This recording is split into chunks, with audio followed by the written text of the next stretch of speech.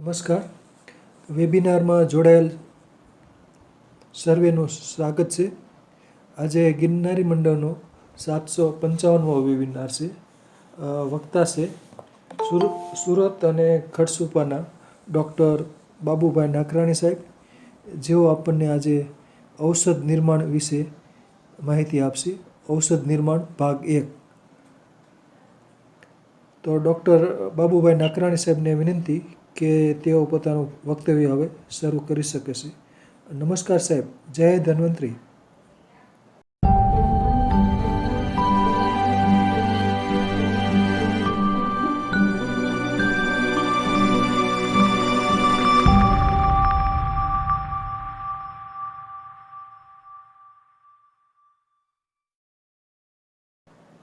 નમસ્કાર. જય ધન્વંતરી બધા મિત્રોને. ભાસ્કરમ ભારતી દેવીમ ઇષ્ટમ સ્વમ પાર્થિવેશ્વરમ ગણેશમ વિઘ્ન હર્તારમ નવમે વાઘ બુદ્ધિ શુદ્ધયે ગુણત્રય વિભેદેન મૂર્તિત્રયમ ઉપેયુષે ત્રયે ભુવે ત્રિનેત્રાય ત્રિલૌકી પતયે નમઃ. ભગવાન ધન્વંતરીને આપણે શત વંદન સાથે આજે મહાશિવરાત્રી નિમિત્તે ભગવાન શિવજીના ચરણોમાં વંદન કરી અને આપ બધા જ્ઞાન પીપાસુ ઋષિ મુનિ તુલ્ય આત્માઓને હું શત પ્રણામ કરું છું. સામાન્ય રીતે આપણા સતત વેબિનારના અસ્ખલિત પ્રવાહને કારણે લગભગ કોઈ વિષયો બાકી નથી કે જે વિષયની આપણને ચર્ચા ન થઈ હોય, અને એક વિષય બીજી વાર, ત્રીજી વાર, અનેક વાર પુનરાવર્તન થાય એ સહજ છે. અને તેમાં જ આપણા જ્ઞાનને વધારે ધાર નીકળે, વધારે જ્ઞાન મળે, ચર્ચા થાય, સંવાદ થાય, ચિંતન અને મનન થાય અને નિધિધ્યાસ દ્વારા આપણે આ જ્ઞાનને આત્મસાત કરીએ એવા નાના એવા પ્રયત્નથી આ વિષય ઘણીવાર રિપીટ થયો છે. છતાં જે રિપીટ કરવા પ્રયત્ન એટલે કરીએ છીએ કે સંસ્કારો એ ગુણાંતરાધારમ. એક વસ્તુને અનેક સંસ્કારો આપવાથી એમાં ગુણોની વૃદ્ધિ થાય છે. એમ આપણા જ્ઞાનની વૃદ્ધિ અર્થે આપણે આ ઔષધ નિર્માણને ફરીવાર પાછો હાથમાં લઈએ છીએ. વિષય ખૂબ મોટો છે. કોઈ એક બાજુથી પણ આપણે ચર્ચા કરીએ તો પણ એ અનંતકાળ સુધી ચાલ્યા કરે એવા જ્ઞાન સભર આયુર્વેદના બધા જે રત્નો છે એમાંનું ઔષધિ પણ એક શસ્ત્ર છે. સામાન્ય રીતે સ્વસ્થસ્ય સ્વાસ્થ્ય રક્ષણમ આતુરસ્ય વિકાર પ્રશમનમ. સ્વસ્થ વ્યક્તિને સ્વસ્થ રાખવો અને આતુર એટલે કે રોગી એના રોગને દૂર કરવો, આ આયુર્વેદનું પ્રયોજન છે.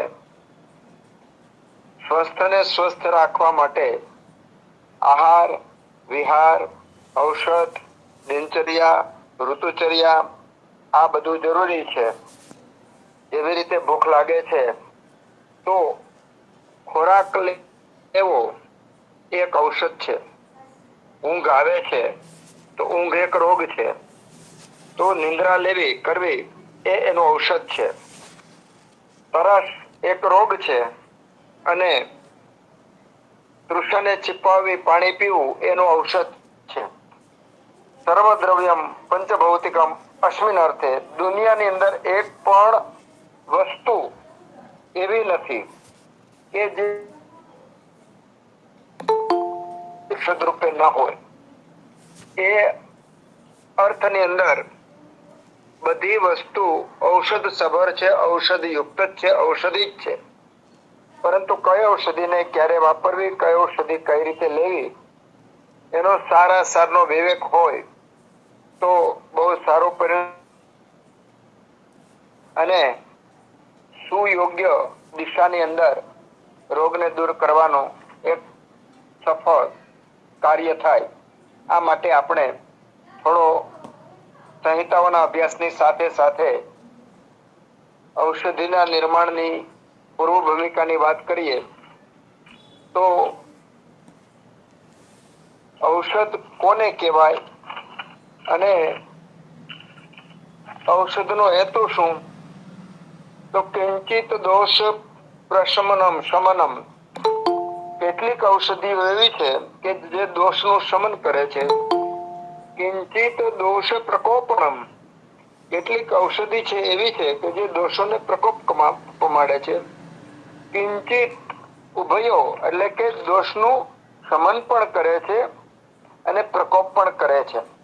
આ બધી ઔષધિઓ દરેક વ્યક્તિને એક સમાન ન હોય. કોઈને દૂધ પીવાથી શક્તિ અને અમૃત તુલ્ય ફાયદો થાય, તો કોઈને દૂધથી ઝાડા થઈ જાય અથવા અપચો થાય, પેટમાં દુખાવો થાય.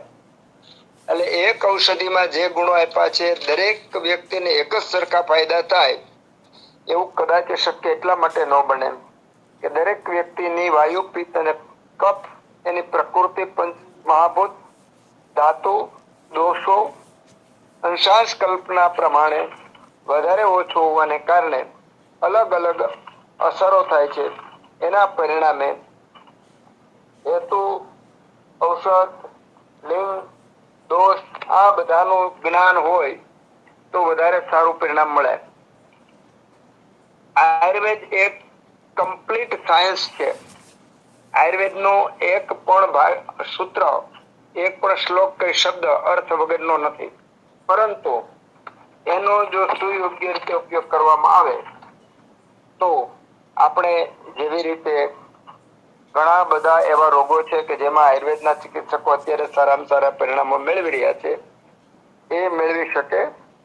જ્ઞાન સાથે દ્રષ્ટ તીર્થાર્થ શાસ્ત્રાર્થો દ્રષ્ટ કર્મ શુચિર્ભિષક, આ 4 ગુણ સંપન્ન વૈદ હોય તો એ વૈદ અવશ્ય સફળતા મેળવે, યશ મેળવે. એવી જ રીતના ઔષધના પણ 4 ગુણ છે અને આ જે 4 ગુણ છે એ બહુકલ્પમ, બહુગુણમ, સંપન્નમ, યોગ્યમ, ઔષધમ. ઔષધની અંદર જો આ 4 ગુણ હોય તો એ ઔષધ ઉત્તમ કહેવાય. બહુકલ્પમ એટલે ઔષધની ખૂબ બધી કલ્પનાઓ કરી શકાય, એમાંથી રસ કાઢી શકાય, એની પેસ્ટ બનાવી શકાય, એનો ઉકાળો કરી શકાય, એનો હિમ કરી શકાય, એનું ચૂર્ણક અલગ અલગ પ્રકારની બનાવટમાં ઉપયોગી થઈ શકે એવું ઔષધનો એક ગુણ છે, એ બહુકલ્પમ. બીજું બહુગુણમ, એક ઔષધ છે ખાલી એક જ રોગ ઉપર પરિણામ ના આવતા ઘણા બધા ગુણો ને કારણે ઘણા બધા રોગો ઉપર કામ કરે. દાખલા તરીકે હરિતકી છે, તો હરિતકી ખૂબ બધા રોગોમાં, કબજિયાતમાં પણ કામ કરે, અતિસારમાં પણ કામ કરે, જ્વરમાં પણ કામ કરે, મેદો રોગમાં પણ કામ કરે, મેહ રોગમાં પણ કામ કરે, પથરીમાં પણ કામ કરે, ચામડીના રોગમાં પણ કામ કરે, બુદ્ધિ વધારવામાં પણ કામ કરે, આયુષ્ય વધારવામાં પણ કામ કરે, ચક્ષુનું તેજ વધારવામાં પણ કામ કરે. એવી જ રીતની અમૃતા એટલે કે ગળો છે, વધેલા દોષોને ઘટાડે, ઘટેલાને વધારે, આયુષ્ય સ્થિર કરે. તો આવી અનેક ગુણો સંપન્ન જે ઔષધિ છે એનામાં પણ આ ઉત્તમ ગુણ કહેવાય. તો બહુકલ્પમ, બહુગુણમ, સંપન્નમ. સંપન્નમ એટલે સારી જગ્યા, ફળદ્રુપ જગ્યા હોય જ્યાં ઉકરડો કે એવું ન હોય, પવિત્ર જગ્યાએ જ્યાં ઉત્પન્ન થતી હોય, જે ઋતુ અને ભૂમિના પ્રમાણે ઋતુગત ઉત્પન્ન થઈ હોય અને ઋતુગત જેનામાં ગુણોનો આવિર્ભાવ થયો હોય એવી જે ઔષધિ છે એ સંપન્નમ ઔષધિ કહેવાય.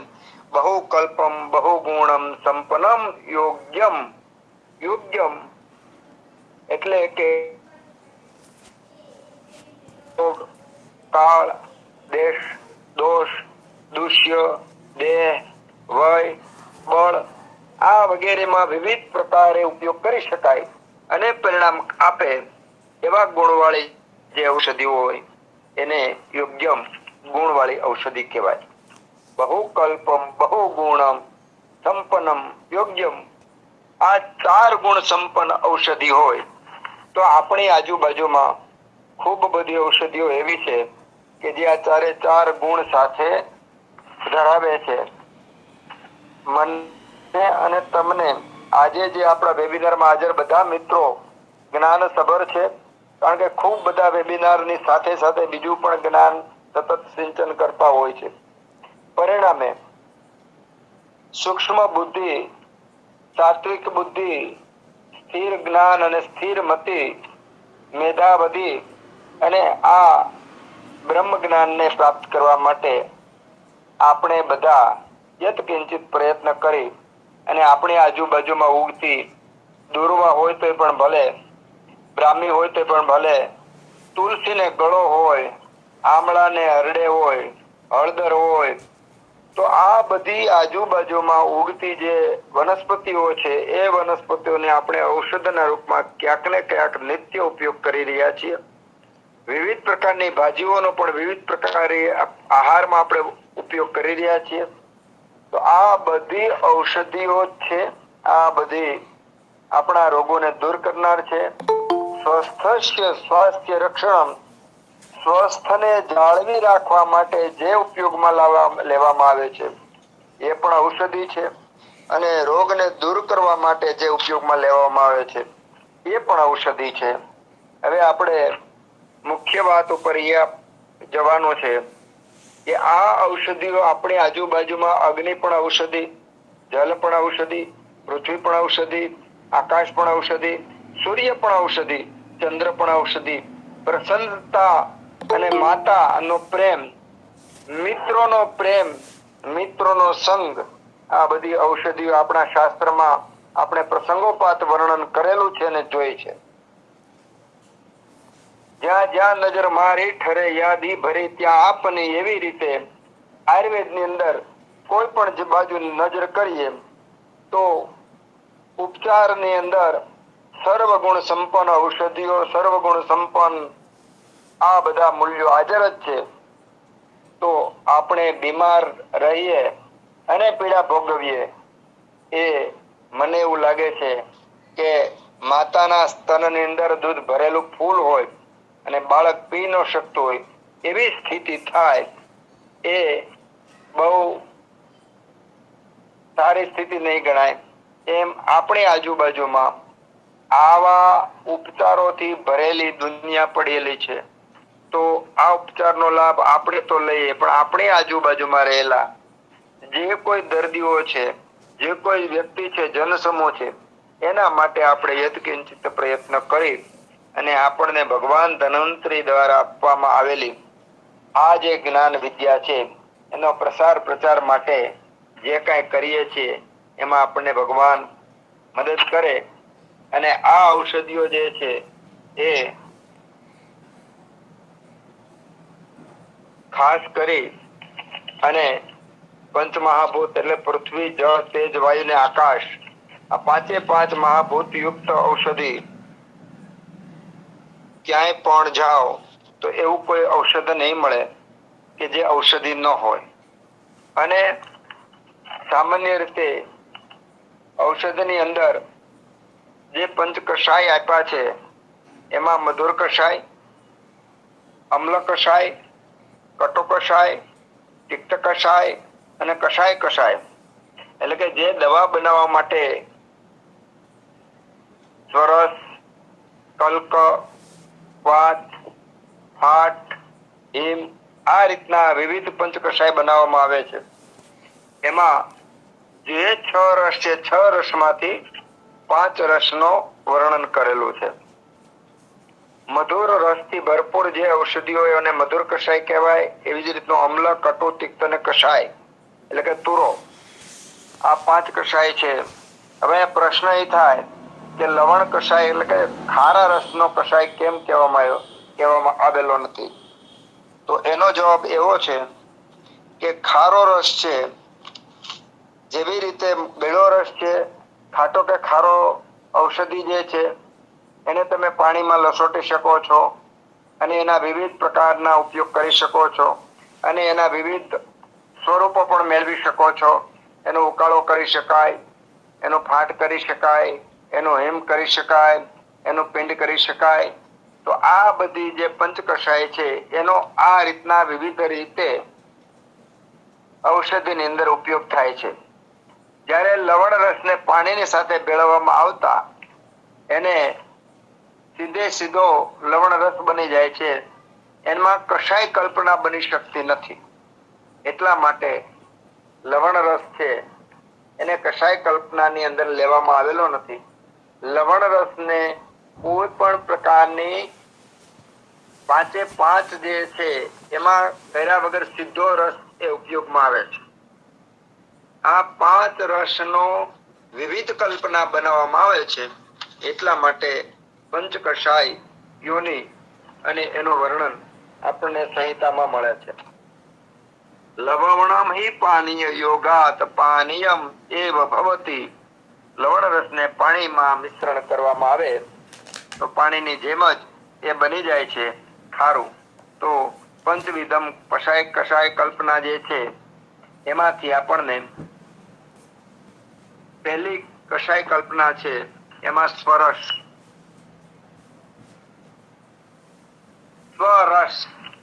ઔષધિઓમાંથી રસ કાઢવા માટે જે વિધિ છે એને સ્વરસ કહેવામાં આવે છે. યંત્ર નિષ્પીડિતાત દ્રવ્યાત રસઃ સ્વરસઃ ઉચ્યતે. યંત્ર એટલે કે યંત્રથી અથવા ખારણી દસ્તાથી કોઈ પણ રીતે ખાંડીને કૂટીને એમાંથી કપડામાં દબાવીને નીચોવીને જે રસ કાઢવામાં આવે છે એને સ્વરસ કહેવામાં આવે છે. ઇંગ્લિશમાં એને એક્સપ્રેસ જ્યુસ કહેવામાં આવે છે. ખાલી આપણી આજુબાજુમાં આ સ્વરસ કલ્પના કરી શકાય એવા જે ઔષધો છે એ ઔષધો નજર નાખીએ તો ઘણા બધા છે. હમણાં જ વેબિનાર શરૂ થયો એની પહેલા ભાજીની વાત આવી કે ભાઈ ભાજી જે છે તે શિવરાત્રીની અંદર ફળાહારમાં લેવાય કે ન લેવાય. એમ આપણી આજુબાજુમાં ખૂબ બધી ભાજી કરી શકાય એવી ઔષધિઓ છે. અને મિત્તલિયા સાહેબે આ ભાજી ઉપર ખૂબ બધા લેખો લખેલા છે જે આપણને ખૂબ ઉપયોગી છે. ખરેખર તો 365 દિવસની અંદર 500 પ્રકારની ભાજી આપણને અવેલેબલ છે. તો આ ભાજીઓનો ઉપયોગ કરવાથી વિવિધ પ્રકારના શરીરની અંદર વાયુ, પિત્ત અને કફ આ દોષોનું બેલેન્સ થાય. મિનરલ્સ, વિટામિન્સ એની કોઈ પણ ડેફિશિયન્સી ન હોય. હોર્મોનલ જે આખી સિસ્ટમ છે એ સુવ્યવસ્થિત રહે. ડાયજેસ્ટિવ સિસ્ટમ એટલે પાચન તંત્ર વ્યવસ્થિત રહે. આ બધું સુયોગ્ય સુમેળ રૂપે રહે એ પ્રમાણે આપણી આજુબાજુમાં રહેલી આ બધી ઔષધિઓનો ઉપયોગ કરી શકાય. એમાં સ્વરસ કલ્પના દાખલા તરીકે આપણે લીલા દાણાને થોડું પાણી નાખી અને કૂટવામાં આવે અને પછી એમાંથી રસ કાઢવામાં આવે તો એકલા લીલા દાણા તમામ પ્રકારના પિત્તના અને રક્તના અને ત્વકના રોગો મટાડવા માટે સમર્થ છે. આપણા ઘરની અંદર લીલા ધાણા નિત્ય ઉપયોગી છે. આ લીલા ધાણાનો ઉપયોગ આપણે સામાન્ય રીતે સ્વાદ માટે કરીએ છીએ. રોગો દૂર સહેજે થાય છે. પણ જ્યારે આપણને જ્ઞાન આવે કે આ સ્વાદ માટે નહીં પણ રોગો દૂર કરવા માટે છે ત્યારે આપણે સાચા અર્થમાં એનો બહુ વ્યવસ્થિત ઉપયોગ કરીશું.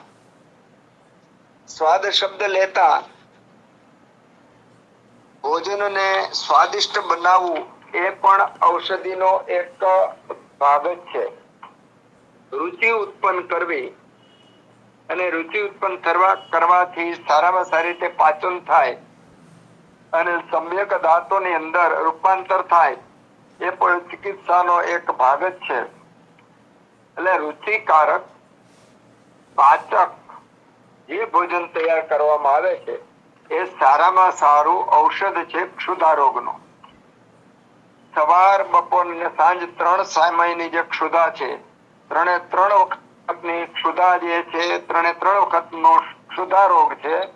આ ક્ષુધા રોગનો 3 વખતનો ઔષધ અલગ અલગ હોય છે. શિયાળો, ઉનાળો અને ચોમાસું, આ 3 કાળની અંદર જે ક્ષુધા હોય છે એમાં પણ જે ક્ષુધા દ્રવ્ય એટલે કે ચિકિત્સા માટેના જે ભોજન સામગ્રી છે એ દરેક ઋતુગત અલગ હોય છે. વાયુ, પિત્ત અને કફ સન્નિપાત જ અને દ્વિદોષ જ જે પ્રકૃતિ વાળા વ્યક્તિઓ છે એના માટે પણ ભોજન માટેની સામગ્રી, સમય, ઋતુ, સવાર બપોર ને સાંજનો કાળ એ સમય પ્રમાણે અલગ અલગ હોય છે. એટલા માટે રુચિ ઉત્પન્ન થાય તેવી, સુપાચ્ય ભોજન પાચન થઈ જાય એવી, લઘુ એટલે હળવી, આવી વસ્તુ સામગ્રીથી તૈયાર કરવામાં આવેલું ભોજન એ ઉત્તમ પ્રકારની સુધા નામના રોગની શાંતિ માટે, શમન માટે ઉપયોગ થાય. સમગ્ર સૃષ્ટિની અંદર મનુષ્ય, પશુ, પક્ષી, પ્રાણી, વનસ્પતિ દરેક ક્ષુધાતુર હોય છે અને દરેકની ક્ષુધાનો શમન સુયોગ્ય સમયે થાય જ છે.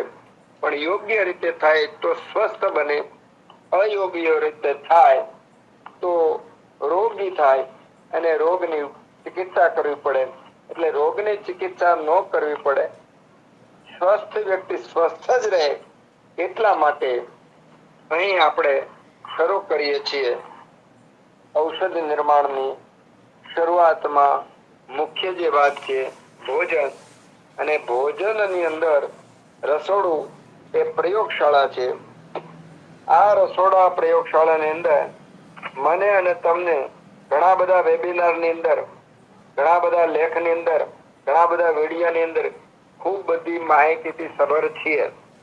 પણ જ્યાં સુધી સ્વાદની જગ્યાએ ગુણનો દર્શન નહીં થાય ત્યાં સુધી રોગ નિર્મૂળ કરવા માટે આપણે ઘણું ઝઝૂમવું પડશે.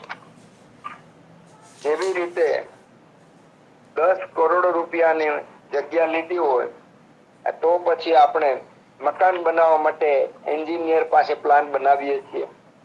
એન્જિનિયરની સલાહ પ્રમાણે મકાન બનાવીએ છીએ અને એના પ્રમાણે આપણે ડિઝાઇન કરીએ છીએ. એમ આપણું આ શરીર છે, આ શરીરને તંદુરસ્ત રાખવા માટે, આરોગ્ય સતત જાળવી રાખવા માટે જે બેન કે ભાઈ રસોઈ કરે છે એ જ્ઞાનવાન હોવા જોઈએ, શુચિ એટલે પવિત્ર હોવા જોઈએ, દક્ષ એટલે પ્રવીણ અને ચતુર હોવા જોઈએ, નિપુણ હોવા જોઈએ અને પ્રેમાળ હોવા જોઈએ. આટલા લક્ષણોથી સભર વ્યક્તિ રસોઈ કરે કે વૈદ્ય ચિકિત્સા કરે, આ ગુણોથી સભર હોય તો એ રોગ દૂર કરવા માટે સક્ષમ છે. આજના યુગમાં જેટલા ગામ છે એના કરતા વધારે હોસ્પિટલો છે, જેટલા કુટુંબો છે એના પ્રમાણમાં જરૂર કરતા વધારે ડોક્ટરો છે. છતાં પણ આજની તારીખમાં રોગો કૂદકે ને ભૂસકે આગળ વધતા જાય છે. એનું મુખ્ય કારણ આપણે ખૂબ બધા પાસાઓ છે, આહાર, વિહાર, ઘણું બધું છે. એમાં આજનો વિષય આપણે લઈશું કે આપણી આહારની જે આહાર બનાવવાની જે રીત છે, આહારની જે મેથડ છે, આહાર એ જ ઔષધ જે છે, એમાં ક્યાંક આપણે ભૂલો કરીએ છીએ, જેના પરિણામે આપણે નવા રોગોને જન્મ આપીએ છીએ. ઘણી બધી બાબતોને આપણે અત્યારે પ્રકાશમાં નહીં લઈએ. જે મને તમને ખબર છે કે પેસ્ટિસાઇડ વાળો ખોરાક મળે છે, રાસાયણિક ખાતરો યુક્ત બધું ખોરાક આપણને મળે છે. એની ઉપર અત્યારે બહુ ડીપ વાતો નહીં કરીએ, પણ બને ત્યાં સુધી આપણે પ્રાકૃતિક આહારની પસંદગી કરી અને આપણને મળે અને એનો ઉપયોગ થાય એવા જો યત્કિંચિત પ્રયત્નો કરી અને પછી આપણે ઔષધ જ્ઞાન એટલે કે રસોડાની ઔષધિઓ ઉપર આપણે કામ કરીશું તો મને એવું લાગે છે કે આપણે રોગને આવતા અટકાવી શકીશું. ખૂબ બધા ઔષધો આપણી આજુબાજુમાં પડ્યા હોવા છતાં આપણે હોસ્પિટલોમાં દોડવું પડે છે, એની જગ્યાએ આપણી રસોડાની અંદર મેં વાત કરી એમ લીલા દાણાનો પ્રયોગ, લીલા દાણાને સ્વરસ જો એનો ઉપયોગ કરવામાં આવે તો ભયંકરમાં ભયંકર એસિડિટી, ભયંકરમાં ભયંકર ચામડીના રોગો, પિત્તના રોગો, રક્તના રોગો શાંત થાય છે. ઘરમાં વ્યક્તિ ગુસ્સો કરતી હોય એને જો 50 ml લીલા ધાણાનો રસ સવાર સાંજ 2 ટાઈમ આપવામાં આવે વ્યવસ્થિત રીતે તો ગુસ્સો શાંત થાય છે, પિત્ત શાંત થાય છે. આ અનુભવ સિદ્ધ વાત. એટલું જ નથી, અત્યારે આપણે સ્વરસ કલ્પનાની વાત કરી તો આમળા, દૂધી અને લીલા દાણા આ ત્રણનો જો સ્વરસ સાથે કરીને આપવામાં આવે તો ઉત્તમમાં ઉત્તમ પિત્ત શમનનો એક શરબત બને છે, સ્વરસ બને છે. આ વસંતકાળ ચાલી રહ્યો છે, વસંત પછી સીધી ગ્રીષ્મકાળ આવશે અને એના પરિણામે પિત્તની વૃદ્ધિ થશે અને પિત્તની વૃદ્ધિ થાય ત્યારે પિત્ત શમન માટે આપણે પિત્ત શમન થશે, પિત્ત સંચય થશે.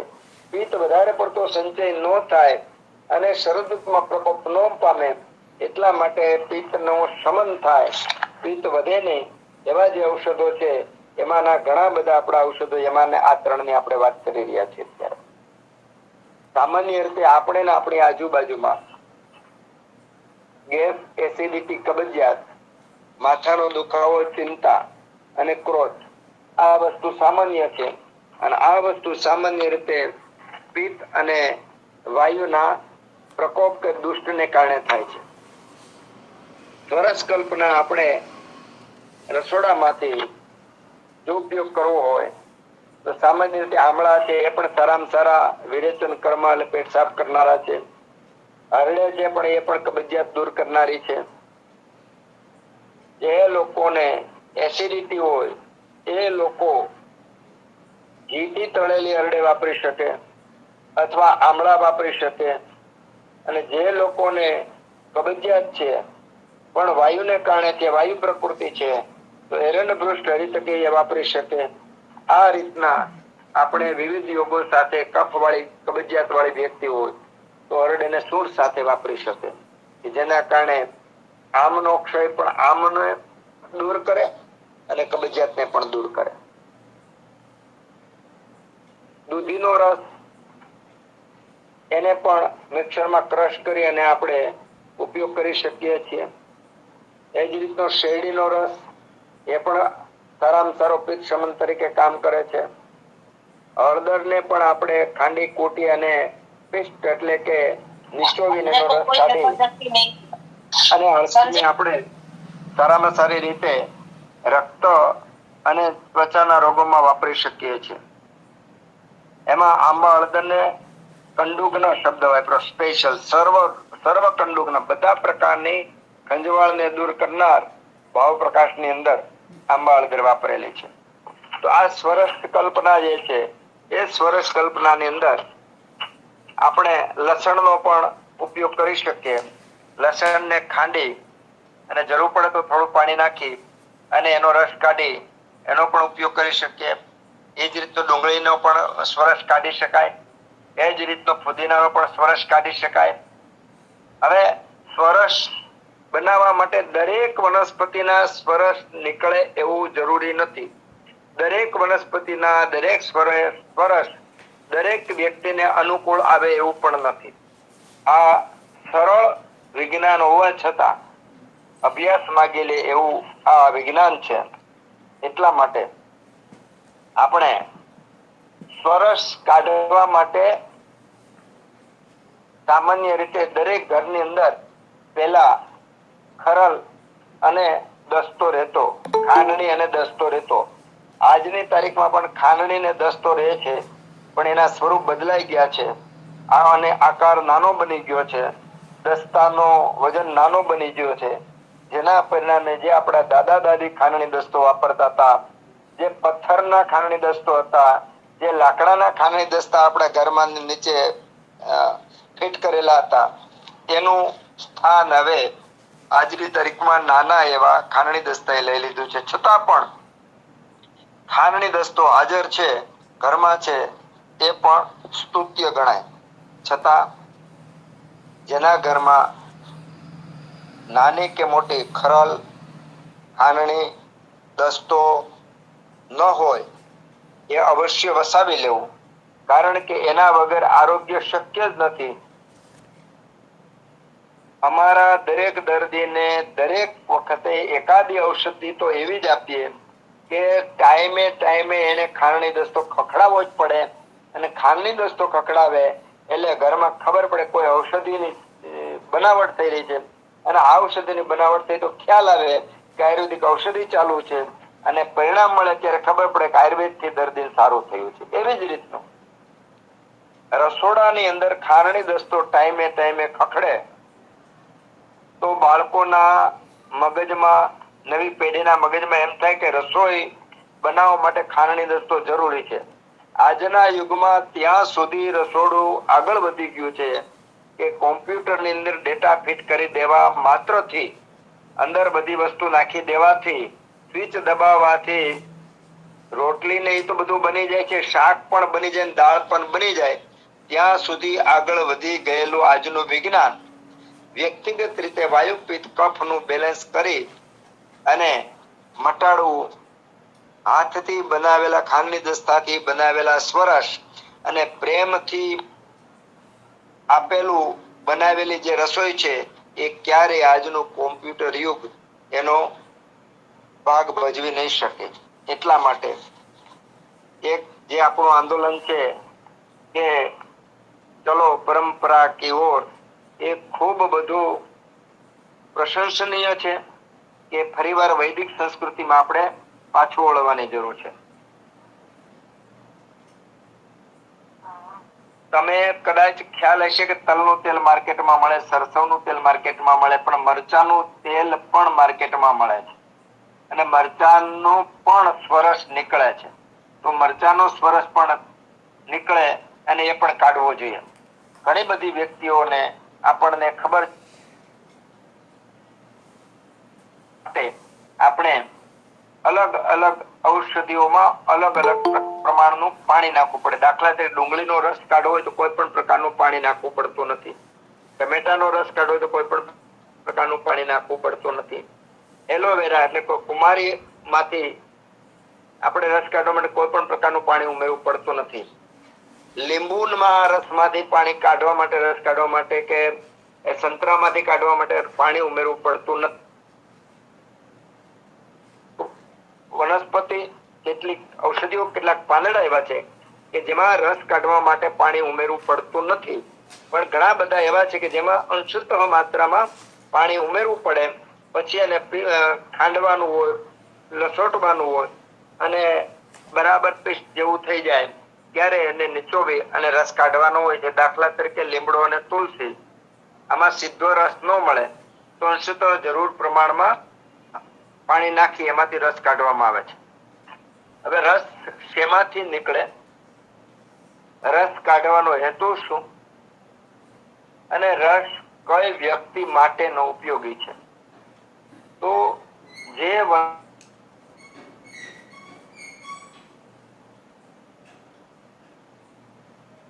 મહાભૂતની કારણે અલગ અલગ પ્રમાણમાં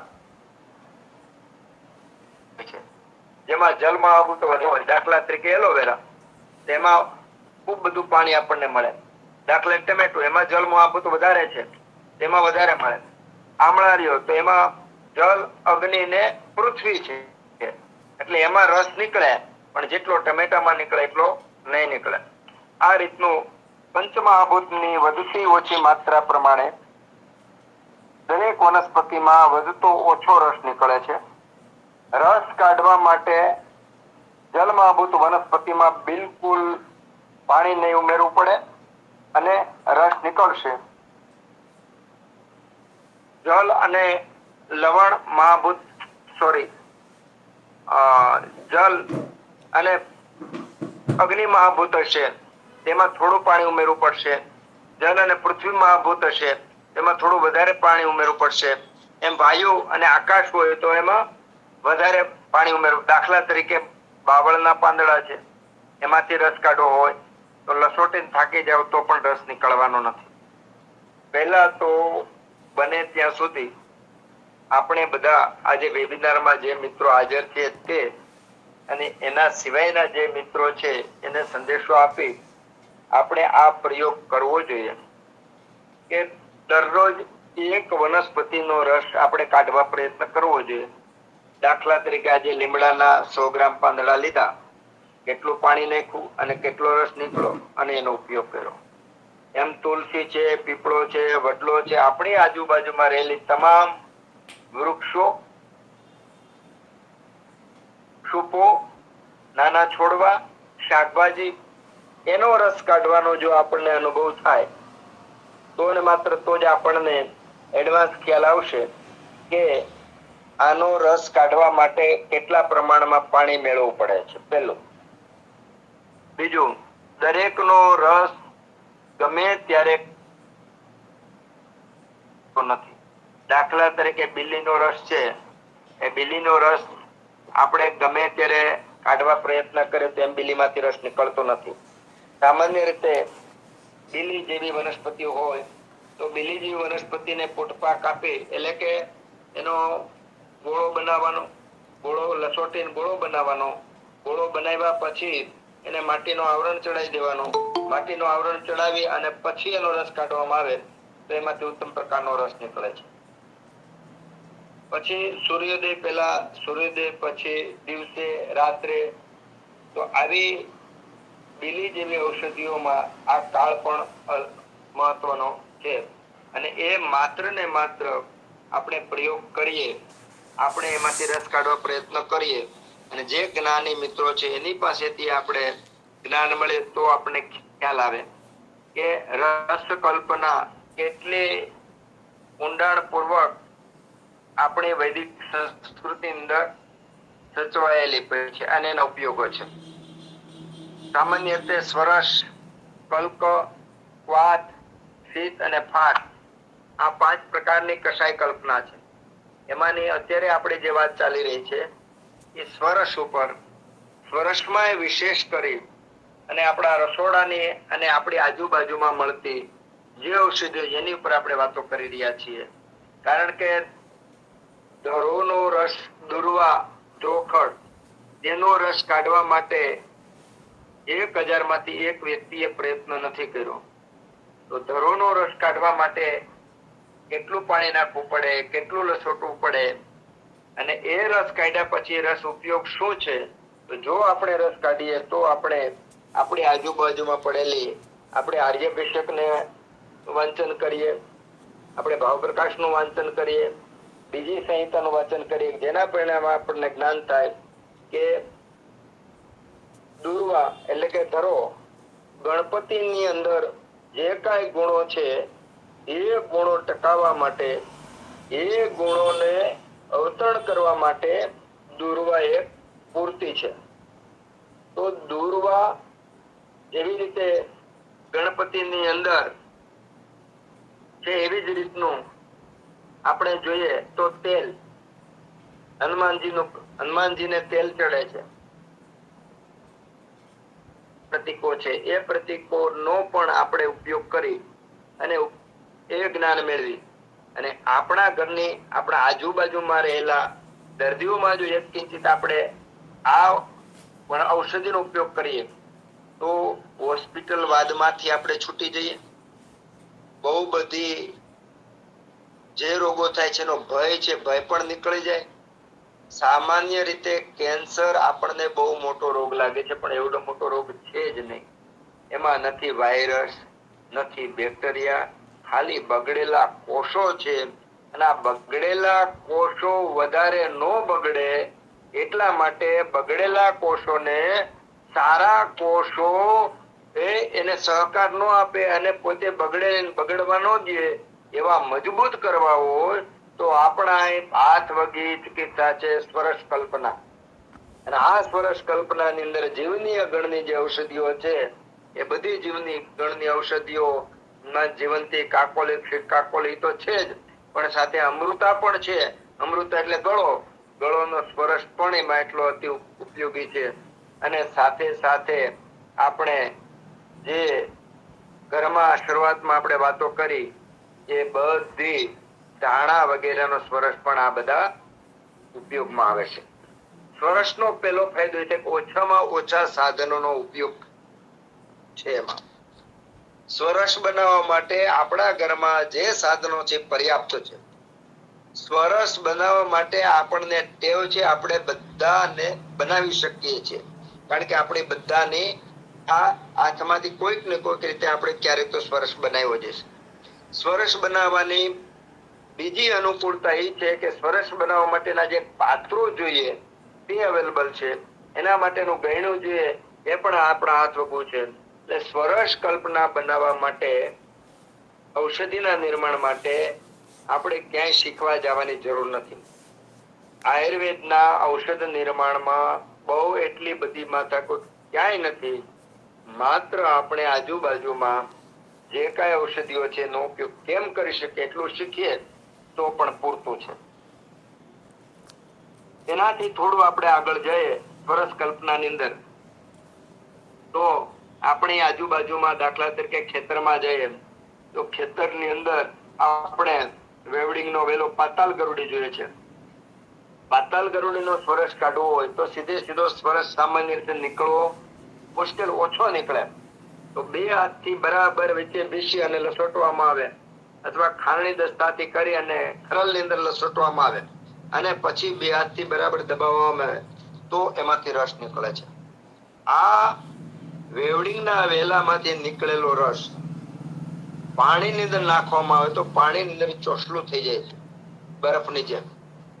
આનો ઉપયોગ તમામ પ્રકારના ગરમીના રોગોમાં થાય છે. મોઢાની ચાંદી પડી હોય, આંતરમાં ચાંદા પડ્યા હોય તો જો એનું ચોસલું ખાવામાં આવે તો એ માટે છે.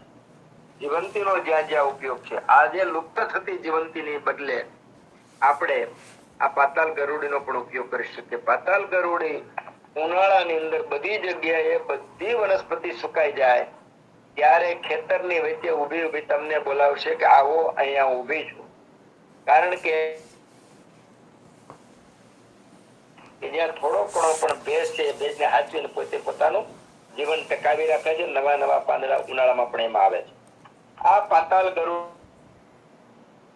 એ અલ્સરેટિવ કોલાઇટિસમાં પણ ઉત્તમમાં ઉત્તમ રીતે ફાયદો કરે છે. જેને એસિડિટી હોય કે જેને પુરાણી કબજિયાત હોય ગરમીને કારણે, એને પણ ઉપયોગી છે. પાતાલ ગરુડીના પાંદડાને લસોટી રસ કાઢી અને જો થોડું પાણી ઉમેરવામાં આવે તો થોડો વધારે સારો રસ નીકળે છે. આ જ રીતનો રસ આપણે તો માત્ર પાંદડાની વાત કરી, પણ પાંદડા સિવાય પણ છાલમાંથી પણ રસ નીકળે. અલગ અલગ, દાખલા તરીકે ઉંબરો છે તો ઉંબરાના મૂળના છેડાને કાપી અને એમાં બોટલ ટીંગાડવામાં આવે, એમાંથી પણ રસ ચરે છે અને એ પણ ચામડીના રોગોમાં બહુ સારામાં સારું વપરાય છે.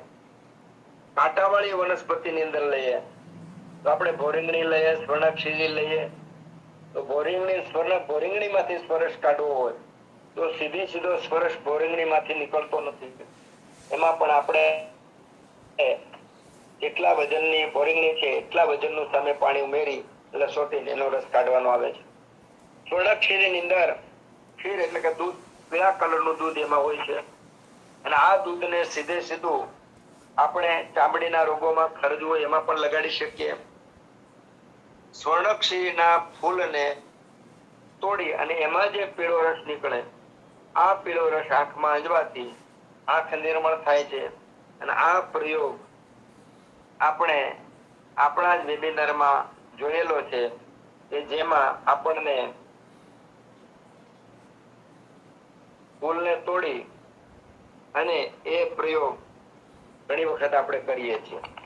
થોડી વાર બળતરા થાય પણ ફરીવાર પાછું સરસ મજાનું આંખમાં દેખાવા માંડે છે.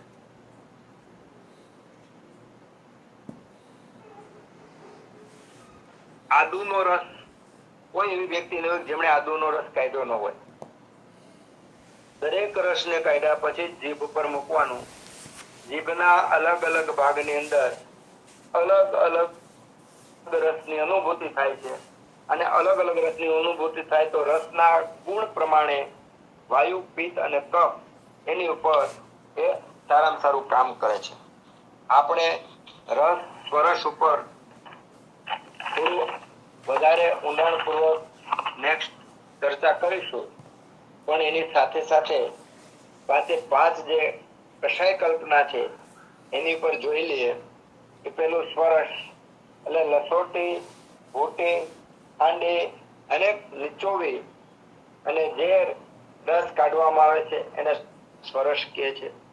પછી કલ્પ પિંડો રસપિષ્ટાનામ સકલ્કલ પરિકર્તિતા એટલે કે જે આપણે ખાંડી પીસીને પિંડ બનાવ્યો એવો જે લસોટેલો ભાગ હોય, પિંડ બનેલો ભાગ હોય એને કલ્ક કહેવામાં આવે છે. એને આપણે ગુજરાતીમાં ચટણી શબ્દ અને આ કરવા માટે આપણે લસણની ચટણી પણ ઘણી વાર બનાવી. લસણ, આદુ, નમક અને મરચું નાખીને પણ આપણે જે ચટણી બનાવી છે એ ચટણીને કલ્ક કહેવામાં આવે છે. ઘણી વાર આપણને ખેતરમાં કામ કરતા કોઈ વસ્તુ લાગે તો મોઢેથી ચાવી અને આપણે પાંદડું લગાવી દે એ પણ કલ્કનું સ્વરૂપ કહેવાય છે. ઘણી વખત આપણને કોઈ ભાગમાં ઘા વધારે લાગી ગયો હોય અથવા સોજો હોય તેમાં આ રીતના અલગ અલગ ઔષધ પીસી અને એનો કલ્ક જેવો ચટણી જેવો અને આપણે લગાડીને પાટો બાંધી દઈએ છીએ. તો આ સ્વરસ પછી કલ્ક, કલ્ક પછી ક્વાથ. ક્વાથ એટલે વહનો તુપથિતમ દ્રવ્યમ. ક્વાથ એટલે ઉકાળે અને જેને પાણીમાં પાણી નાખીને ઉકાળવામાં આવે છે એને ક્વાથ કહે છે. ક્વાથનું ગુજરાતી નામ ઉકાળો છે. એક નામ શ્રુત છે. શીત એટલે કોલ્ડ ઇન્ફ્યુઝન. ફૂટેલા હોય, લસોટેલા હોય આવા દ્રવ્યને ઠંડા પાણીની અંદર સવાર સુધી રાખી દેવામાં આવે અને સવારે આ દ્રવ્યને હાથથી મસળી લેવામાં આવે અને મસળી અને ગાળી લેવામાં આવે તો આ જે રસ બન્યો એને શીત એટલે શીત કષાય કહેવામાં આવે છે. ત્યાર પછી ફાટ. ફાટ એટલે હોટ ઇન્ફ્યુઝન એટલે કે જે દ્રવ્ય છે એને બરાબર કૂટીને લસોટી નાખવામાં આવે. જે ગરમ પાણી હોય એને નીચે ઉતાર્યા પછી આ જે કૂટેલા દ્રવ્યો છે અંદર નાખી દેવામાં આવે અને હાથથી મસળી લેવામાં આવે. આવું કરવાથી જે બન્યું એને ફાટ શબ્દ નામ આપે છે અને પછી એને ગાળીને પીવામાં આવે છે. તો સ્વરસની અંદર લસોટી પીસી દબાણ રસ કાઢવામાં આવે છે. કલ્કની અંદર લસોટવામાં પીસવામાં આવે, પિંડ જેવું બનાવવામાં આવે છે. ક્વાથની અંદર ઉકાળો કરી જે ઔષધ બનાવવું હોય ઔષધની અંદર પાણી નાખી ઉકાળો કરી અને પછી એનો ઉકાળો કરી અને ઉપયોગ કરવામાં આવે. ઉકાળો કઠિન ઔષધ હોય તો 16 ગણું, મધ્યમ હોય તો 8 ગણું, મૃદુ હોય તો 4 ગણું એ રીતનું પાણી નાખી અને ચતુર્થાંશ બાકી રહે ત્યારે ઉતારી લેવાનું અને પછી એનો ઉપયોગ કરવાનો. એને ક્વાથ શબ્દ વાપરવામાં છે. આપણે એને ઉકાળો કહીએ છીએ. અને આ ઉકાળો આપણા ઘરની અંદર સ્વરસ પણ આપણને બધાને આવડે છે, કલ્ક પણ આપણને બધાને આવડે છે, ક્વાથ પણ આપણે બધા કરીએ છીએ. શીત એટલે કે ઉકાળવાનું નથી. જે મૃદુ ઔષધ છે જેમાં સુગંધી દ્રવ્યો છે આવા દ્રવ્યોને ઉકાળવાથી એના તત્વો નાશ પામતા હોવાથી આવા દ્રવ્યોને ઉકાળવામાં આવતા નથી અને એને કૂટી અને પાણીમાં રાખી દેવામાં આવે આખી રાત. સવારે એને મસળીને ગાળી લેવામાં આવે તો એના તમામ ગુણો જે છે પાણીની અંદર ભળી જાય. સુગંધી દ્રવ્યો અથવા મૃદુ દ્રવ્યો જે છે નાશ ન પામે એવા હેતુ માટે એને ઉકાળવામાં આવતા નથી. આ શીત કહેવાય અથવા આપણે એને હિમ પણ કહે છે. ફાટ એટલે ઉકાળેલું પાણી હોય અને ઉકાળેલા પાણીની અંદર જે કાંઈ ફૂટેલા ઔષધો છે નાખી દેવામાં આવે તેને ફાંટ કહેવામાં આવે છે. આમાં ફૂટેલા ઔષધને પણ ઉકાળવામાં આવતા નથી, પણ ગરમ પાણીમાં નાખવામાં આવે છે. આગળ જે આપણે શીત કીધું એમાં ગરમ પાણીમાં નાખવામાં નથી આવતા, ઠંડા પાણીમાં નાખી રાતભર પલાળી અને સવારે મસળી લેવામાં આવે છે. જેને ફાંટની અંદર ગરમ પાણીની અંદર નાખવામાં આવે છે, ઉકાળવામાં આવતા નથી, મસળી અને પછી ગાળી લેવામાં આવે છે. તો અલગ અલગ ઔષધિઓની આ અલગ અલગ કલ્પનાઓ છે, અને અલગ અલગ કલ્પનાઓ છે એ અલગ અલગ રોગો, અગ્નિ, વ્યક્તિ એના પ્રમાણે ઉપયોગ કરવામાં આવે છે.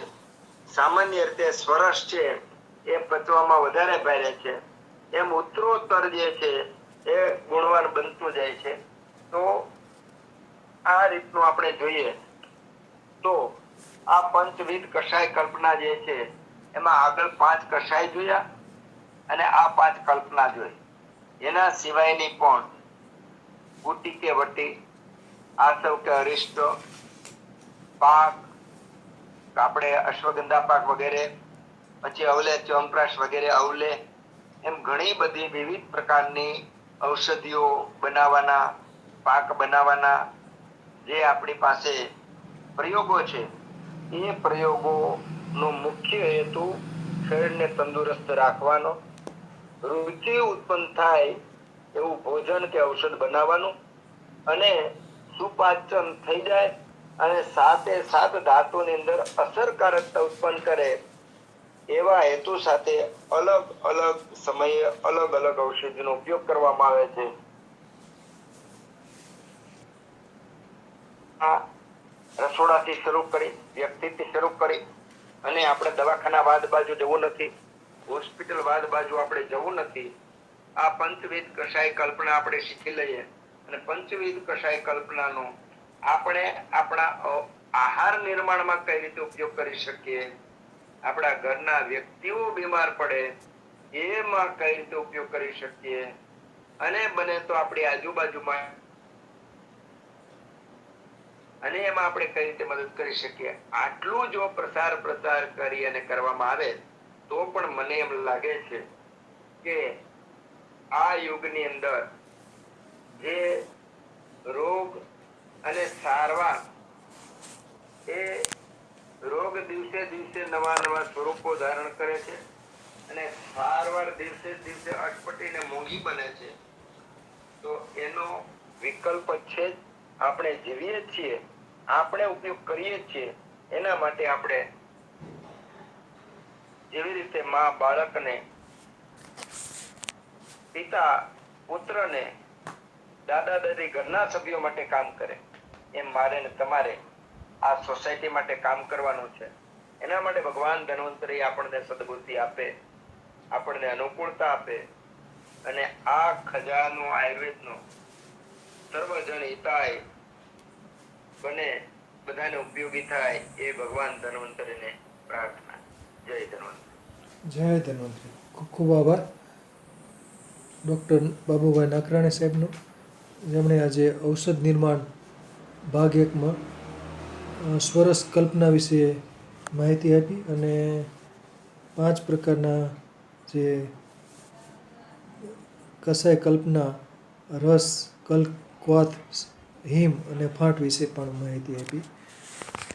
હવે વૈદ્ય શ્રી વિનોદભાઈ ઠક્કર સાહેબને વિનંતી કે 2 શબ્દો કહેશે.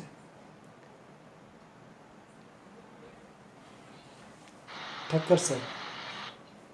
હા, જય ધન્વંતરી.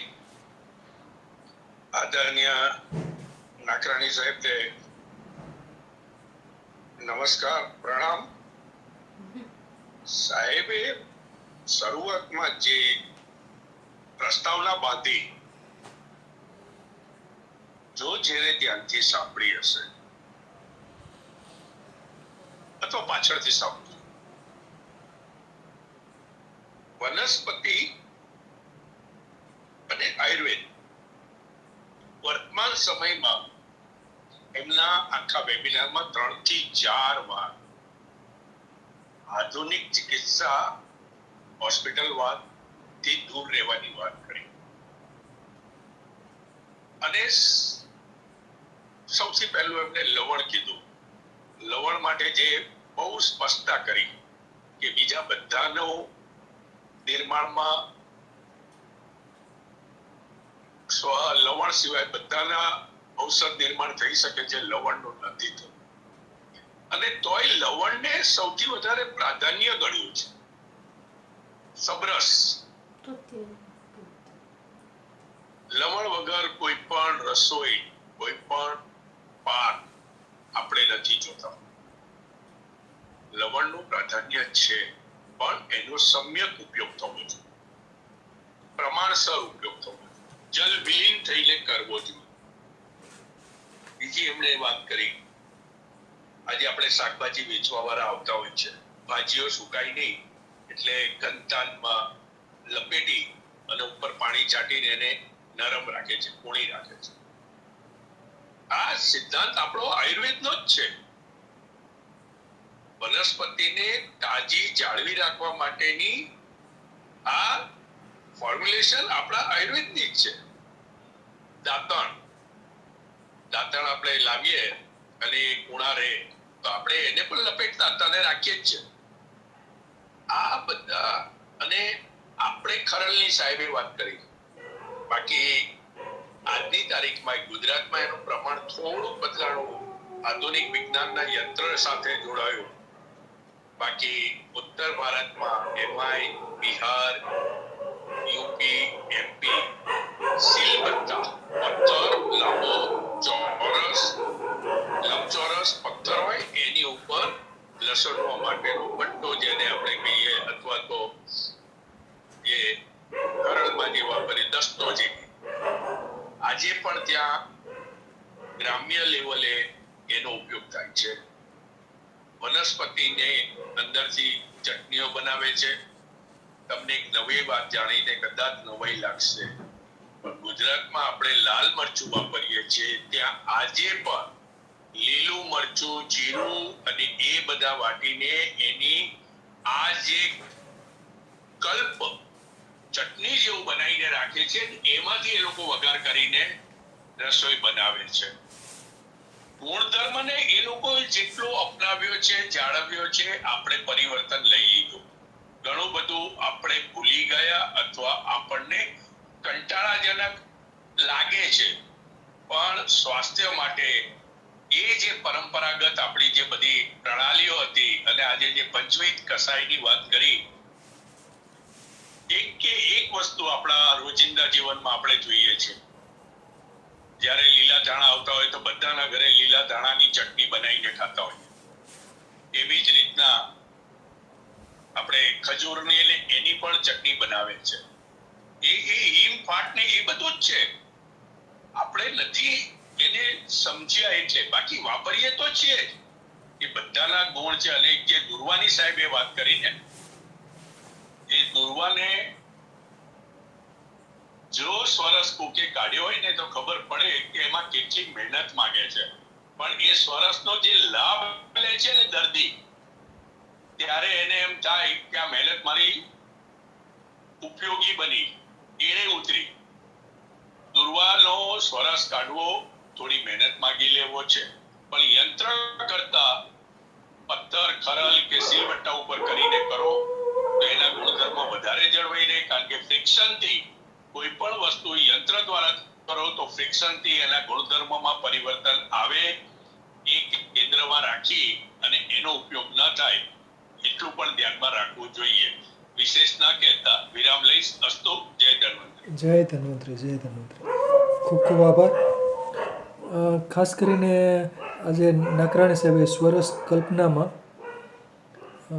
ધાણાનો રસ, આમળા દૂધી, કોથમીર, વેવડી, ધરો, ભોંય રીંગણી, આદુ, એ બધી કેટલીક વનસ્પતિઓ અને કેટલાક ખાદ્ય પદાર્થોનો સ્વરસ વિશે માહિતી આપી. ચટણી વિશે પણ થોડીક માહિતી આપી. એક મરચાંનું હિમ પણ બનાવ, જેમ ગળોનું હિમ બનતું એમ મરચાંનું, લાલ મરચાંનું પણ હિમ બનાવાતું હોય છે. તો ગળોનું હિમ કયા રોગમાં ઉપયોગી છે, નાકરાણી સાહેબ?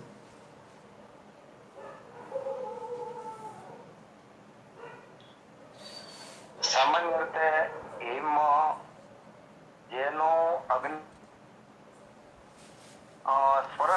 વાપરી શકે એમ ન હોય એવા વ્યક્તિઓ માટે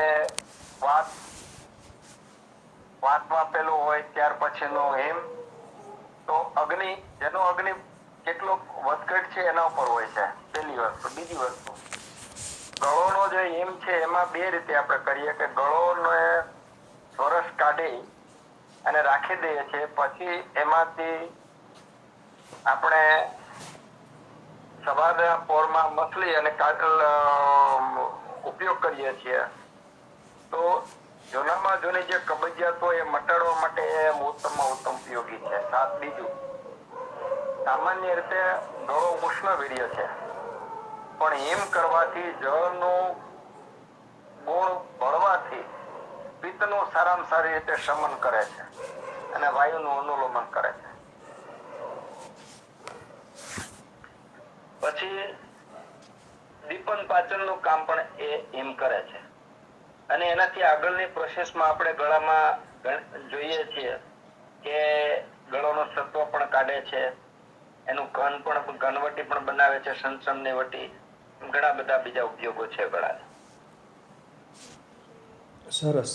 બીજું, જે આ મરચાંનું હિમ, લાલ મરચાંનું હિમ પણ કેટલાક વેદરાજ વાપરતા હોય છે, તો લાલ મરચાંનું હિમ કયા રોગોમાં ઉપયોગી થાય? હવે મરચાનો અર્ક ની મને ખબર છે, હિમ તો હું નથી બનાવતો, પણ તાર્કિક રીતે જવાબ આપી શકું કે મરચાનો હિમ એ ઉત્તમમાં ઉત્તમ દીપન પાચન તરીકે વાપરી શકાતો હોય, ભૂખ લગાડવા માટે અને પાચન કરવા માટે. બીજું, જેને મોહ અવસ્થા હોય, જેમાં કફનું આવરણ વધારે હોય, જેમાં આમનું આવરણ વધારે હોય, તો આવી વ્યક્તિ માટે પણ એનો હિમ વાપરી શકાય. મેં હિમ વાપર્યો નથી, તાર્કિક રીતે જવાબ આપ્યો. બરાબર છે. એક વેદરાજ હતા, એ કંઈક આમાં મરચાંનો હિમ છે લોહીવામાં વાપરતા હતા. નાકરાણી સાહેબ. બરાબર. હા. હવે લોહીવામાં જો આપણે ગુણોની દ્રષ્ટિએ જોઈએ ને તો ઉષ્ણવીર્ય હોય, પણ જલના યોગને કારણે દીપન પાચન અગ્નિમાન જે હોય ને એના કારણે પિત્ત દુષ્ટ થયું હોય અને તો કોઈ રોગમાં કામ કરે, બધામાં કામ ન કરી શકે, કદાચ એવું બની શકે, કારણ કે ઉષ્ણવીર્ય તો છે જ. એટલે એ તો જે તે વૈદ જવાબ આપે તો આપણને ખબર પડે. બરાબર છે. ઠક્કર સાહેબ કંઈક કહેવા માંગે છે, બોલો ઠક્કર સાહેબ. અહીંયા અમદાવાદની